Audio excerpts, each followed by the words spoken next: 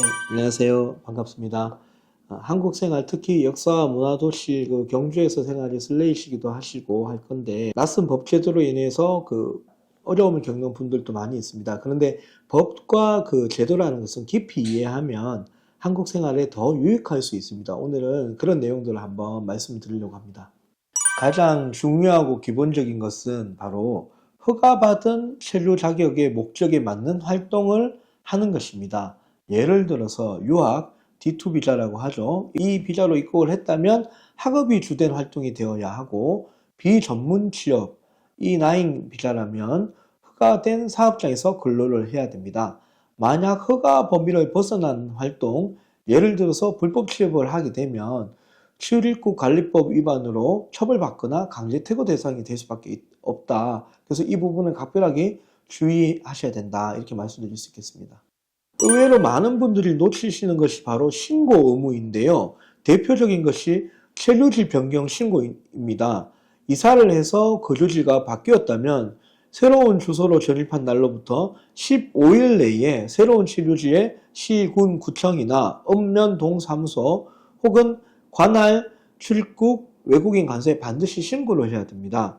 경주시에서 제공하는 2025년 경주시 외국인 주민 생활 안내서에서도 이 내용이 중요하게 안내되어 있습니다. 만약 신고하지 않으면 과태료가 부과될 수 있고, 반복되면 비자 연장 등의 불이익을 받을 수가 있습니다. 네, 물론 가능합니다. 이를 체류 자격 변경 허가라고 하는데요. 기존 체류 자격과 다른 활동을 하려면 사전에 출입국 외국인 관서의 허가를 받아야 합니다. 특히 주목할 만한 점은 경주시의 경우에는 경주시가 인구 감소 지역으로 외국인 인재 유치에 나서기 때문에 거기에 지역 특화형 비자 제도가 있습니다. 이걸 운영하고 있다는 건 잘 활용하시면 좋을 것 같습니다. 네, 경주시에서 장기적으로 거주하며 일할 외국인에게 비자 취득 요건을 일부 완화해주는 제도입니다. 2025년 경주시 외국인 주민 생활 안내서에 따르면 과거 10년 이내에 E9 비전문 취업 비자나 E10 선원 취업 비자나 아니면 H2 방문 취업 자격으로 2년 이상 국내에 체류했고 연봉이 2,600만 원 이상, 농업, 축업, 어업은 농축어업에 이제 해당하는 부분은 2,500만 원 이상의 요건을 갖추면 신청을 고려해 볼 수 있는데요. 경주시의 추천을 받으면 숙련 기능인 비자로 변경할 수 있는 기회가 열리는 거죠. 그래서 배우자나 이 경우에 이제 배우자나 자녀 초청도 가능해져서 안정적으로 정착하는 데 큰 도움이 됩니다. 경주에 계시는 분들은 경주시 저출생대책과에 문의해 보시면 좋을 것 같습니다. 맞습니다. 외국인뿐만 아니라 내국인도 금융거래 목적 이게 굉장히 어려운데, 왜냐하면 금융거래 목적 확인 절차가 강화됐기 때문에 그렇습니다. 특히 이제 대포 통장이나 이 대포 통장이라는 것은 이제 타인의 명의를 빌린 통장을 이제 이야기하는 건데, 이 대포 통장을 통해서 여러 가지 많은 범죄가 많이 일어나는데요. 특히 이제 보이스피싱 같은 금융사기가 이제 많이 일어나고 있습니다. 이를 막기 위해서 금융거래 목적을 이제 많이 확인하는 게 있습니다. 그래서 통장을 만들 때 쉽게 만들어주는 것이 아니고 신분증이라든가 외국인 같은 경우는 외국인 등록증 또는 거주사실 증명서류, 임대차 계약서 등을 이야기하는 거고, 그 다음에 금융거래 목적 증빙서류, 재직증명서라든가 재학증명서 등 이런 부분들이 필요하게 됐습니다. 두 가지를 제가 정말 강력하게 경고하고 싶은데요. 이거는 도움을 드리기 위해서 하는 말씀이지만 정말로 이런 부분이 많이 문제가 되기 때문에 제가 경고하겠습니다. 왜냐하면 까딱 잘못하면 정말 피해자가 될 수 있고, 피해자뿐만 아니라 처벌을 받을 수도 있고, 자기 목적을 이루지 못하고 외국에게 또 강제 추방당할 수도 있는 부분이 있기 때문에 제가 다시 한번 강력하게 말씀드립니다. 첫째로 절대 통장이나 카드를 타인에게 빌려주거나 양도해서는 안 됩니다. 잠시만 쓰겠다는 말에 속아가지고 빌려줬다가 자신이 모르는 사이에 범죄에 연루될 수가 있습니다. 그 통장이나 카드가 어떤 목적으로 사용되는지 모른다는 뜻입니다. 그렇게 되면 이게 다른 데 사용되게 되면 그 범죄의 공범이 될 수가 있기 때문에 주의하셔야 됩니다. 두 번째로 환치기와 같은 불법 외환 거래는 절대 이용하면 안 됩니다. 은행보다 수수료가 싸다는 이유로 SNS를 통해서 알게 된 개인이나 모가 환전상을 통해서 본국과 돈을 주고받는 행위인데요.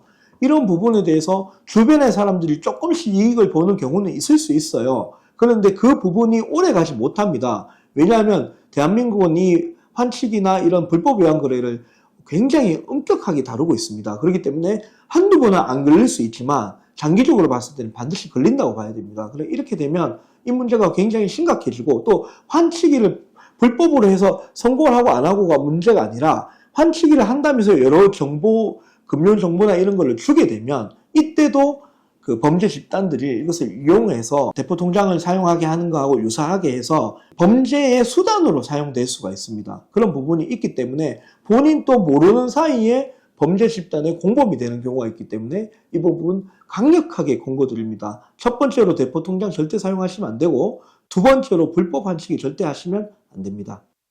네, 아주 중요한 지적입니다. 우리나라는 선진국이거든요. 우리나라가 선진국이라는 것은 법과 제도가 안정화되어 있다는 거고, 제가 계속 말씀드리는 부분이지만 시스템에 의해서 돌아가게 되어 있습니다. 제도화에 들어와 있기 때문에 그 제도를 따라야 된다는 것인데, 그 부분에 대해서 제가 먼저 말씀드리고 싶은 게 주택 임대차 계약에 대해서 말씀을 드리고 싶습니다.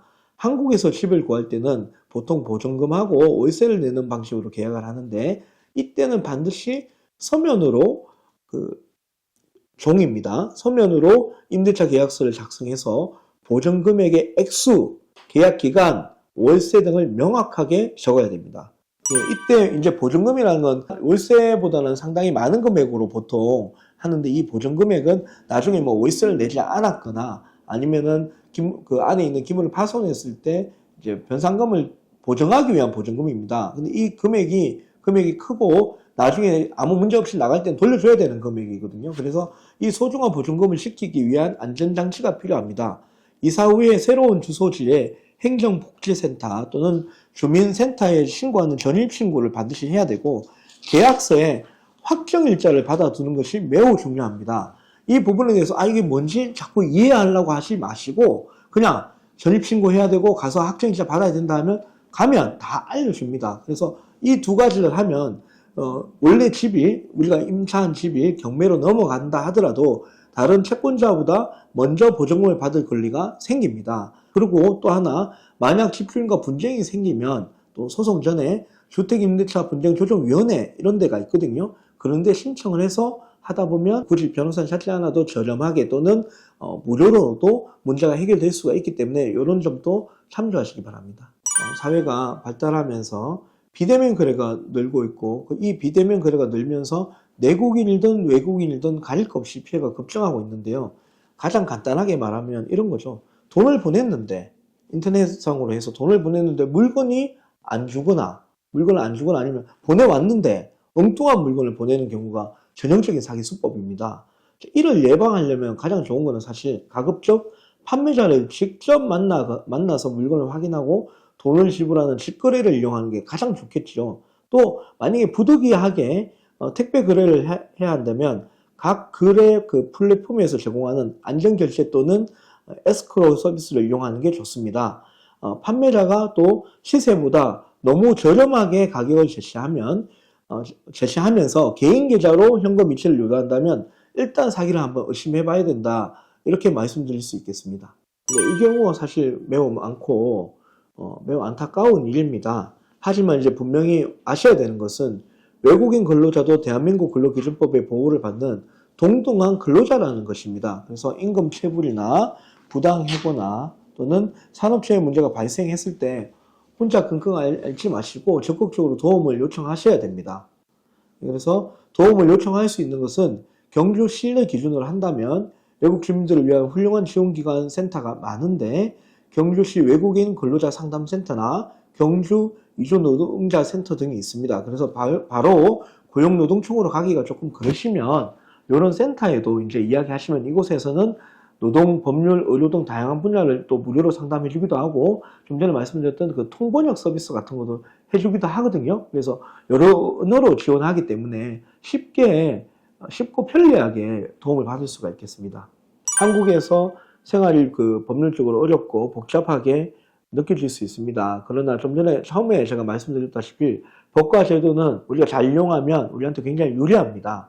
그런 부분들을 우리가 생각을 하셔야 되고, 첫 번째로 오늘 말씀을 정리해 드리면 본인의 체류 자격을 잘 지키고 변경사항은 꼭 신고해야 되고 또 목적이 달라지게 된다면 그 목적에 따른 절차를 반드시 밟아야 된다는 것을 기억하셔야 되고 두 번째로는 통장 거래는 항상 신중하게 해야 되고 불법적인 거래를 멀리 해야 됩니다. 내 통장을 절대 다른 사람한테 빌려주면 안 된다.